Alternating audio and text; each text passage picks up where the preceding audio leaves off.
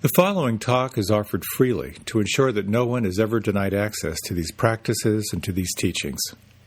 If you feel inspired to make a donation to support this offering, you can go to my website at jonathanfoust.com. While you're there, you can also sign up for a monthly newsletter designed to support you in your practice. Thank you, and enjoy.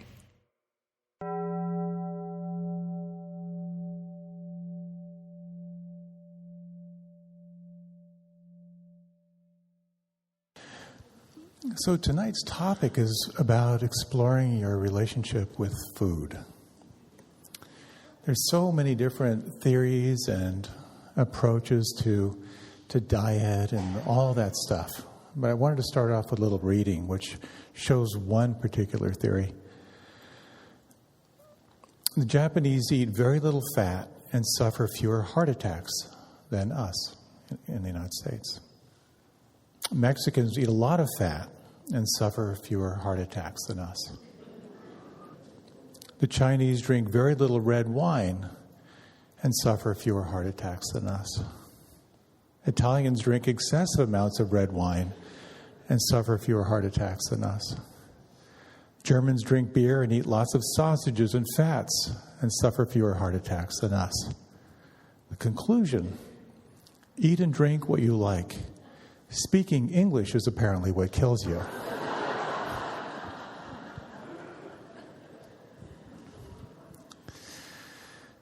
So earlier this year, I put out a request for topics that people might like to hear me explore, and I was kind of overwhelmed how many requests there were. So in fact, all the talks this next year are all by requests.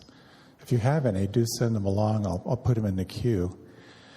But there are a number of people asking about how do we work with diet and food through this lens of mindfulness or non-judging awareness, because it's such an area of challenge for so many people. And with all the different talks, I thought, well, gosh, they could be really scattered, but I really do see there's kind of a thread that kind of runs through them all. We've been talking about the nature of the self, how you're the product of conditioning, and there's a quality of self which is unconditioned.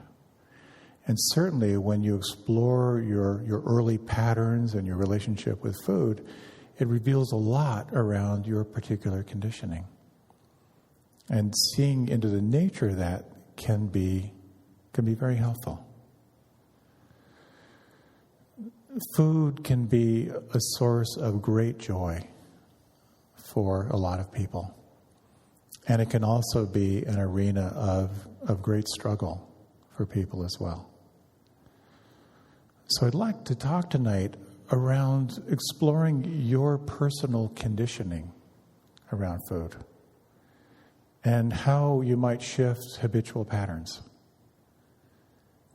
And a little bit on this idea of eating as a spiritual practice. And then some strategies for conscious eating, ways you might bring more awareness to your relationship with food. My mother told me this story years ago.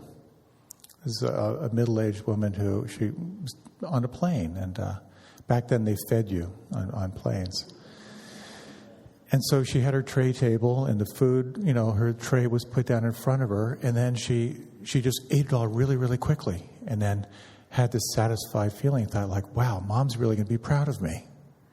And she thought, did I just regress to 2 years old? Sitting in my little high chair with a table in front of me. You ever wonder how much of your relationship to food is based on your conditioning? Just based on what you learned, what you saw in your family, and so forth. Again, this relationship to food can be filled with so much joy and so much suffering. I think many people, have either mild self-judgment around food or eating habits, and it goes all the way to very intense fear and a lot of self-recrimination, self-judgment, a lot of unhappiness, and even mortality. anorexia actually has the highest death rate of any psychiatric illness. And that includes depression. So perhaps food is a non-issue for you, and celebrate that. But it might be a source of discomfort or have an edge for you. And I can assure you there are plenty of people around you who may struggle deeply and regularly in their relationship with food. And I have found sensitizing myself to those who struggle has been very, very helpful for me. My mother had a lifelong struggle with food and body image. She tried all kinds of diets and disciplines, and really she never got a handle on it her whole life. It's a real source of struggle for her. And for many years, as I lived in an ashram and a spiritual community for a couple decades, for many of those years I led fasting retreats, 7-day fasts, which was an incredible experience. Many different religions and different spiritual traditions speak of the power of fasting and prayer. So it was such a blessing to be able to lead groups of people through a process of simplifying diet and going into fasting, and then exploring through meditation and yoga and reflection themes of becoming more alive. Those retreats were really wonderful, and I really enjoyed them. And I wasn't that sophisticated in my understanding around the psychology of food. But after a while, I noticed that there were a number of people who came to every single fast. Every 3 months they would be back. And I began to realize that there were some people who really, really struggled, that they would sort of lose control of their relationship with food and then use these fasts as a way to sort of purge and try to reset. And I began to kind of sense the suffering that many people have around body image and how to work with food, this thing that you've got to deal with on a regular basis. And that sort of kicked off for me a real fascination around food and consciousness, how what you eat can have a direct impact on how you feel and clarity of mind and all that stuff. And, living in an ashram and being celibate and a poverty vow, food becomes really important. And our culture celebrates a body type that is unrealistic. This desire to be thin, to look good, to be sexually desirable till the day you die. And the message is drilled into us from a very, very young age. And there are very few people who feel perfectly content with how they look. There's that built-in self-judgment, that built-in self-aversion that naturally translates into your experience when you sit down with food in front of you.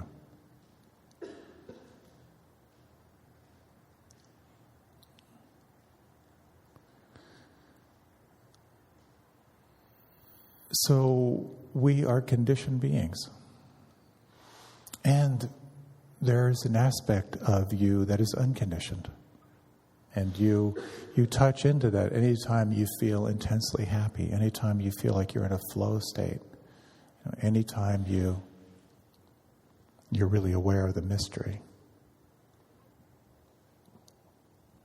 So to be free of the conditioned self is to know the conditioned self. And it can be helpful to look at your relationship around food and nutrition, to really look at those patterns.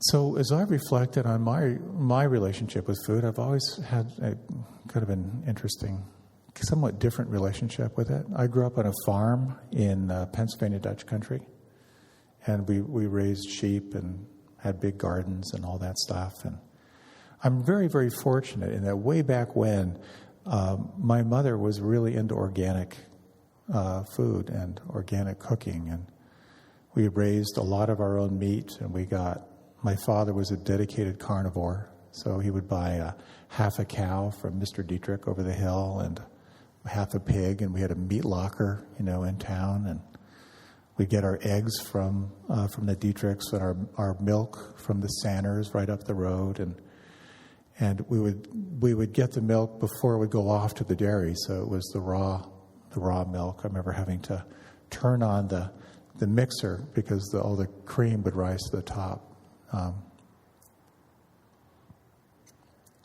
In many ways, it was really idyllic, this kind of bountiful organic food. But the meal times were not joyous for me. I started getting migraines when I was about 6 years old, and as I think back on it, I must have had some allergies or something. But I became very, very suspicious and fearful around food. And while the rest of my family ate everything with gusto, I was an extraordinarily picky eater. And that sort of suspicion, picky eater was not met with compassion or interest in my family. I became the problem child around food, the difficult one who wouldn't eat that and wouldn't eat that. And to this day, I still feel uncomfortable eating in groups. I feel very self-conscious eating in groups. I've got a little bit of agoraphobia around eating and food, and whenever I'd have a business dinner or a board meeting with a dinner, I learned to eat before, so I could not be so stressed around it. So my relationship with food is a little different. It's more based on aversion and suspicion. And for some, the relationship with food is very, very different.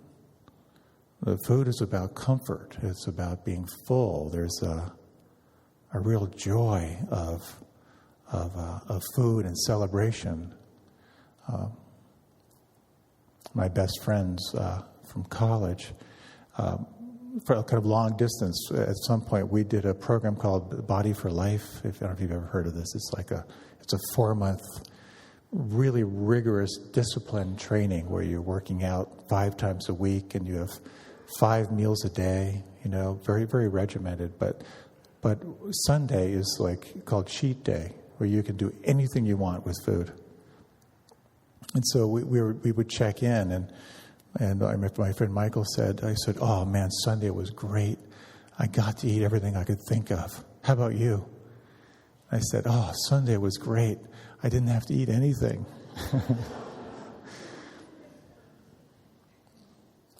So we all have a different relationship around food. For some, it's a deep comfort. It appeases some deep need. For others, food is a way of connecting with others. And food can be a way of self-care and self-nurturance. There's a story that I heard of this woman was talking as a very, very young girl. Her was just raised by a single mother who was very emotionally imbalanced and had no time for her daughter because she was just so self-absorbed in her own sort of inner tortured world. And she told the story of how, with this sense of very, very deep loneliness, how she would go to the kitchen and take out a little piece of cheese because if she took too much, it would be noticed. And then she would go to bed and go under the covers, and then she would take little bites as a way of taking care of herself. It was a heartbreaking story. But much of our relationship with food is around self-comfort. So a little reflection, if you don't mind. If you like, you can close your eyes. And when you think back to when you were a little one, what were the foods that were a comfort for you? What were your favorite meals, the ones that you have an emotional relationship with?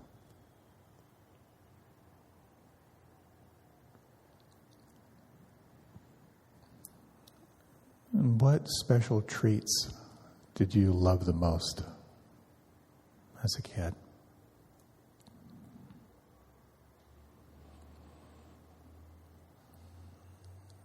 And is there a sense of how that shows up now?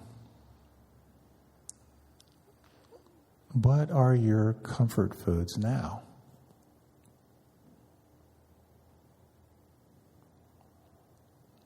And what are the treats that really work for you now?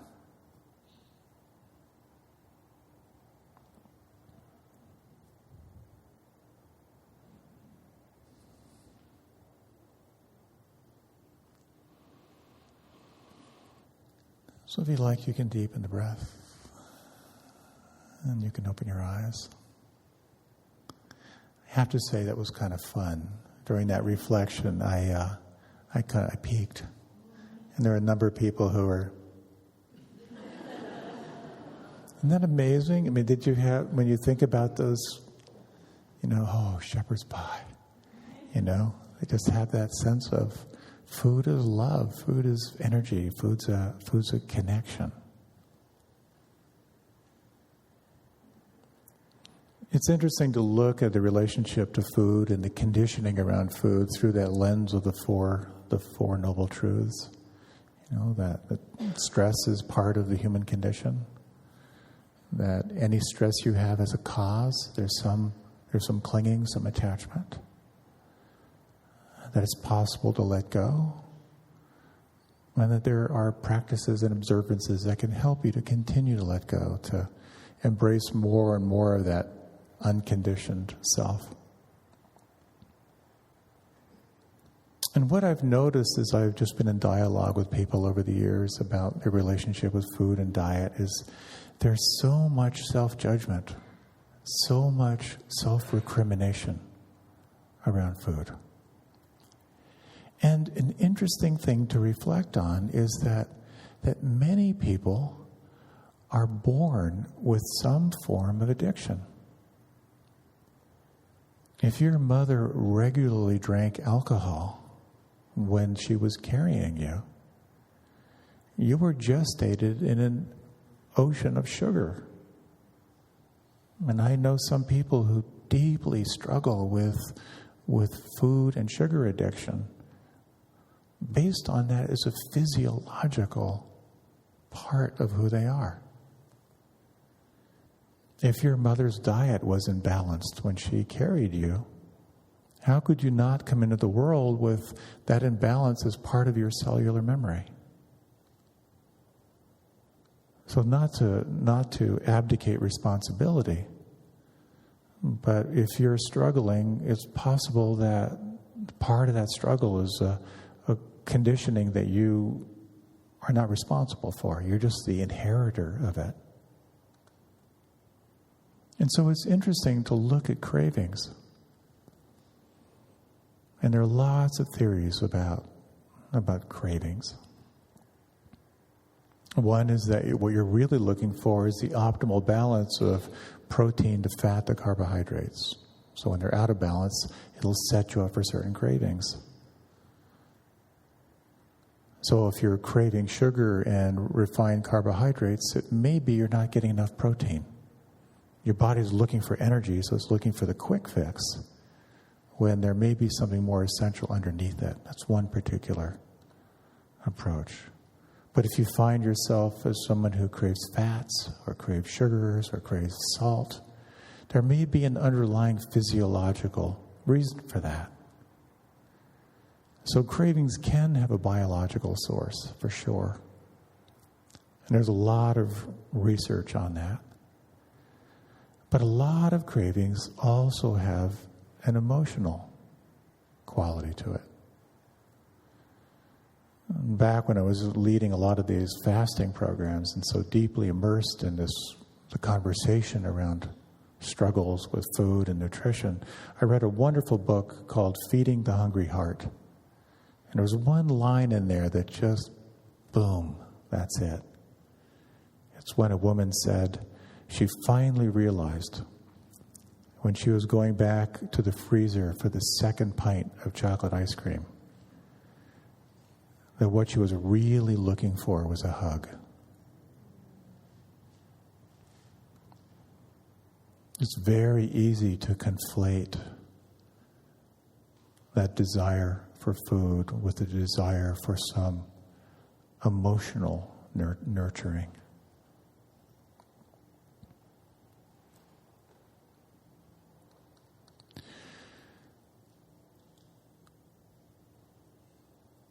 And for those who really struggle with food, it's an unrelenting issue because you have to eat. You have to re-engage. And it can be really, really challenging. So the question becomes, how can you make eating a spiritual practice? I remember way back when. Do you remember, I don't know if you remember when using personal pendulums was popular. At least it was back in the ashram days. And so we would have these food lines. It was just the most challenging thing in the world. Because you'd be standing behind someone and they'd have their pendulum and they'd hold it over the food. And if it goes clockwise, it's good. And then if it's bad, it goes the other way or it goes back and forth. So they'd hold it over, wait where it went, and then then that's just the first step. So there's the pendulum saying, yes, this is okay. But then you have to take a spoonful and then hold the pendulum over the spoon to determine how much. It would take them 45 minutes to go through the food line. But what I actually appreciate now is that there was actually an attempt to sincerely tune in, to really try to sense, is this food a match for me? And sometimes I find it very helpful when you're sort of assessing what you're going to eat, to really think of it in terms of sort of an energy exchange. Anything you eat is going to have three possible outcomes. It's going to give you energy and you're going to feel more vibrant. It's going to deplete you and you'll feel low energy, or it'll be kind of revenue neutral. And sometimes that can be sort of a helpful thing to kind of pause and sort of look at something like, okay, is this going to give me more energy, or is this going to be depleting, or will it be neutral? And then the next question is how much? But that's part of what we need to do, and it's the hardest thing to do for many people around food, which is to pause, to really slow down. Because this practice of mindfulness is connecting awareness with the body. And quite often when it comes to food, we tend to forget the body and the feedback your body can give you when you're relating to food. Either there's some emotional need that we're trying to fulfill, or there's some philosophical thing we have about food. But we tend not to consult the body. And of course, that's the key to eating as a spiritual practice. And I've got some tips to share with you. So it really becomes a question to, what are the foods that really work for you? What are the foods that you just feel better, you feel more vibrant after you eat those foods? And what are the foods on some level are kind of revenue neutral? And then what are the foods that actually deplete you? There's a cost that you pay when you eat those. A friend of mine back from the ashram days actually has a training school on food, the psychology of food. And he tells this story, he told this many, many years ago, how we could not figure out why in France they eat really, really fatty food. They drink a lot of wine, a lot of alcohol, and yet they're generally thin and healthy people. And so they really looked at the diet. What are they doing? Like, what's the key? Because the super fatty food, lots of alcohol. What's going on? And then they thought, We have it. We just figured it out. I think it's pronounced resveratrol. Is that how you pronounce it? It's the chemical in the skin of grapes. That's it. That's got to be it. And then suddenly, all these products flooded the market, where you could take these pills with resveratrol or whatever it's called. But what Mark said, he said, did anyone ever stop to think that in that culture, most food is eaten in a quality of mild celebration? Maybe that has something to do with it. That when you really take the time to celebrate what you're eating, that might in some way change how you absorb that nutrition. I, at times, have become a real maniac around food. Oftentimes, for many years, I was into macrobiotics, if you're familiar with what it means to be macrobiotic. I was really, really into it. In essence, what macrobiotics says is it's kind of simple in some ways. It's like you would eat as if your great-grandparents did. So what that means is you'd be eating everything in season. It wouldn't have any chemicals. And it would be within a 40-mile radius of your region. I remember telling that to someone. I said, we said 40-mile radius, but there's a Pizza Hut just 3 miles from here. Does that count? The other thing about macrobiotics is that food is sort of like separated to like the yang foods, which are like contracting. So that would be sort of like salt and meats on one end. And then the yin foods, which are like sugar and LSD, would be about as far out as you get on that level. So part of the idea is you cut down on the extremes, So you cut down on the salt, you cut down on the sugar and the LSD. Maybe you cut out the darker meats, and so you sort of come in toward the center where you're a little more balanced. But something can happen, at least happened for me. I like to say I was macrobiotic for about 4 years, and then macroneurotic for about 2 more. And then I was a full-blown macropsychotic for about a year. And you get really grim after a while. Maybe you've noticed this when you're off on some dietary experiments. You start getting really grim. And what I've noticed is a lot, and I've witnessed so many people heal through food. Unbelievable miracles with food as medicine. But nonetheless, you can get a little tight. And so at some point, I was so wound up around the purity of diet that I was going to leave the ashram where I was living because the food wasn't pure enough. And so I met with the head of the ashram, very, very wise person. And I sort of explained what was going on. And he said, let me ask you just one question. I said, sure. He said, what do happy people eat? And I paused. I said, I got it. Thanks for the meeting. That was all I needed. So it's not just what you eat, but it's how you eat it. And you just can't underestimate the impact of how you eat. So you're a mind-body matrix. And when you can engage with your food in a state of celebration or spaciousness, it really affects how you absorb it, how you interact with it, how you metabolize it.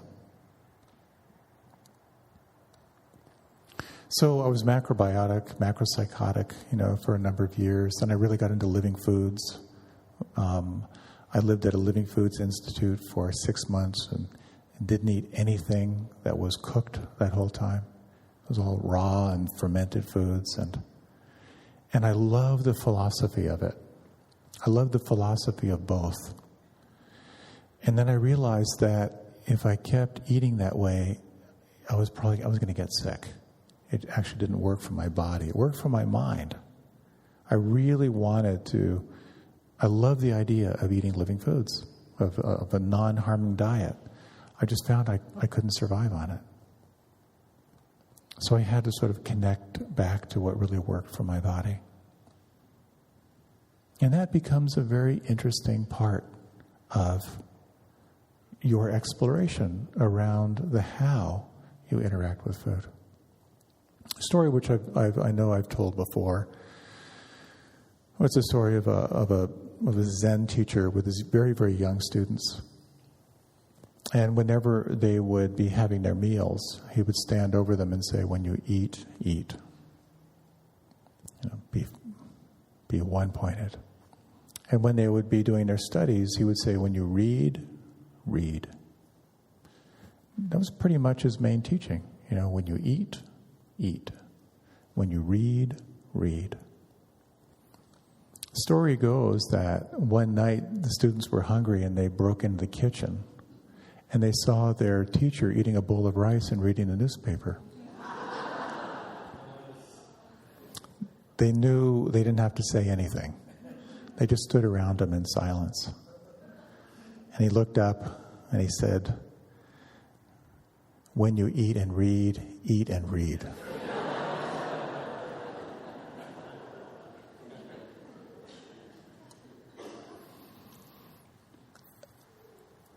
So, some strategies for conscious eating.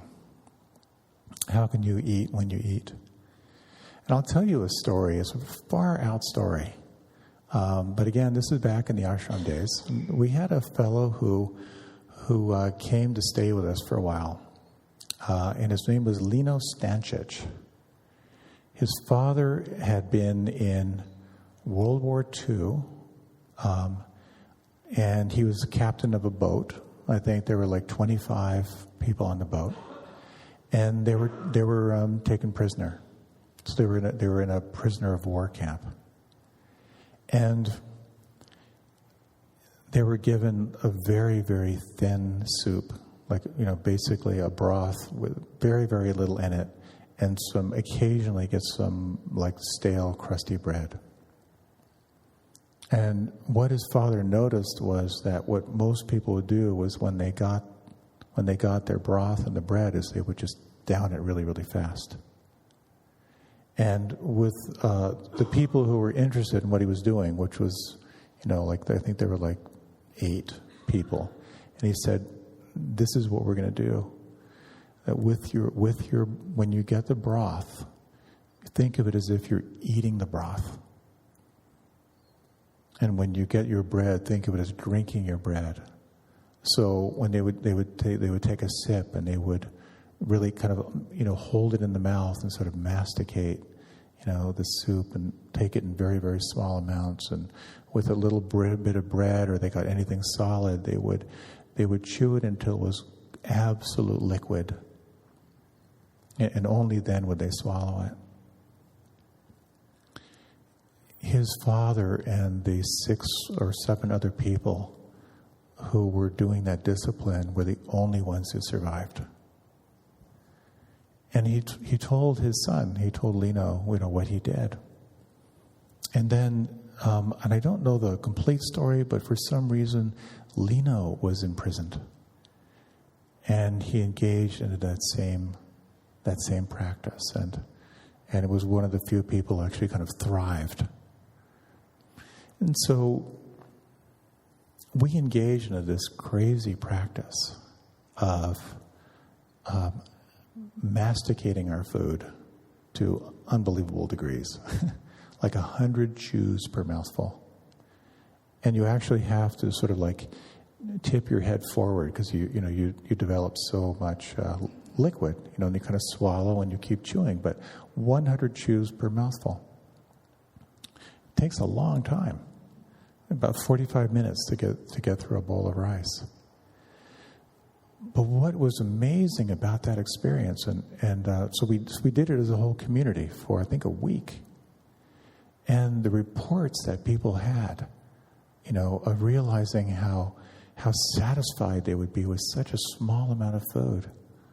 Or you recognize that if you're eating like whole grain and you continue to chew it, you bring out this sweetness in it that you just didn't know was there. Or if you eat anything refined, it just sort of like disappears in your mouth. And you kind of find yourself wanting the whole grains and the whole, the vegetables and all of that because it's so much more satisfying. And many people noticed that their weight kind of started regulating. Actually, people who needed to were sort of gaining weight. Other people were sort of losing weight very, very naturally. But what most people noticed was that when they did that there was a level of satisfaction that came from a very small amount of food and a real sense of the body feeling deeply satisfied. So you might like to try that sometime. And again, it's only going to work with whole foods. If you do it with white bread, it just disappears really quick. But if you got some whole grains and vegetables, just try that. And again, you have to sort of like do little swallows in between. And 100 times per mouthful it's a little extreme, but it's an interesting experiment. There was something called Fletcherism. I don't know if anyone's ever heard of that. But there's the whole idea of chewing each bite, I think it was 30 times. But I remember once I was actually in a steakhouse, and I thought, well, this is back when I was really doing this stuff. I thought, I'm just going to try and watch people. How many chews do they actually take? And there were people taking big bites of steak, chewing maybe once or twice, and then swallowing these big chunks of meat. So it makes it a meditative practice. But what it does is it so slows you down where you are deeply interacting with your food. And I've noticed for many, many people, and I certainly noticed this with my mother and with many people who have sort of like an intense emotional relationship with food, is they tend to eat very fast. You sort of sit down and it's again, back to that principle of the hungry ghost. Buddhism speaks of like the hungry ghost are these beings that have these really, really big bellies and very, very thin necks, and they can never quite get enough. And that's a quality of mind we all have, that craving, wanting mind that just can't get enough to satisfy that belly. So this can be an interesting practice, something you might like to play with.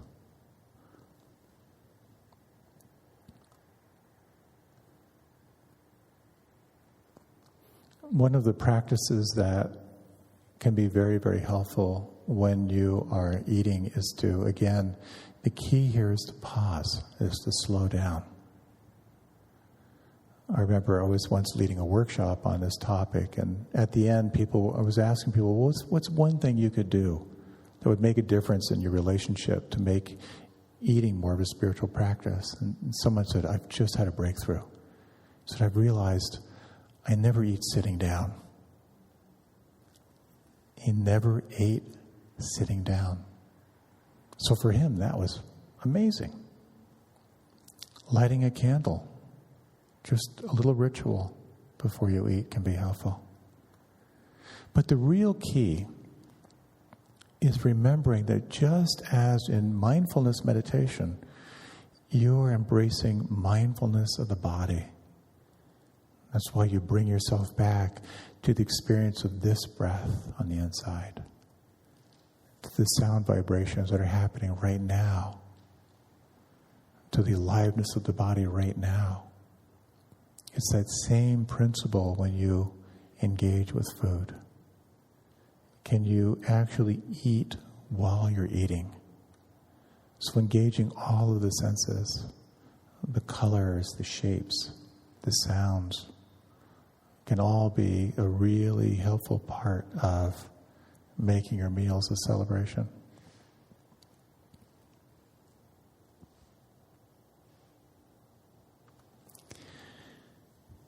There's a final story I'll share before we close. I believe I've shared this one before, but it's the story of this woman who was so radiant that people would come from all over so they could just sit and meditate with her, because there was such a quality of aliveness about her. And someone asked her and said, "What's the key? What is the secret to this aliveness and radiance that's just flowing out of you?" And she said, "I sleep when I'm tired, and I eat when I'm hungry." That's one of those Zen lines. But when you think about how we relate to life and how we relate to our food and our diet, we tend to live through the mind. The key seems to be bringing the wisdom of the body into every aspect of your life. And whether it be pausing with food, whether it be chewing 5 times more than you normally chew, to open to sounds, to open to the colors as you eat, that can make a really, really big difference. And again, not so much what you eat as how you eat it. So way back when I was in my, back in the ashram days, when I was so fixated on food as a consciousness tool, I had a meeting with the guru in the ashram. And again, I was complaining about something. And he said something that blew my mind. And I'll end with this. He said, every great soul as it evolves, you don't have to believe this, but it's what he said, at some point becomes a beggar or opens to alms in their practice. And he said, and when you see these, he was talking about in India, when you see these radiant beings, these saints who are just receiving what they're given, he said they are given the coarsest food prepared by the coarsest people in the whole society. He said, how do they transmute that into such internal radiance? And he said, it's gratitude. He said, gratitude has the capacity to transform anything. And so many of us are maybe trained to say grace before a meal, and quite often it's quite rote. But the challenge is to really pause and feel that. And that can change the whole alchemy of whatever it is you're engaging with. So, and it's also interesting is I don't think we have cookies tonight. So, darn, it could have been a great growth opportunity. A couple quick announcements. Jennifer Stanley and Jeff Rosenberg are doing a course in mindful self-compassion. That's in the newsletter. There is a discussion group happening after this. Remember, there's always yoga happening. And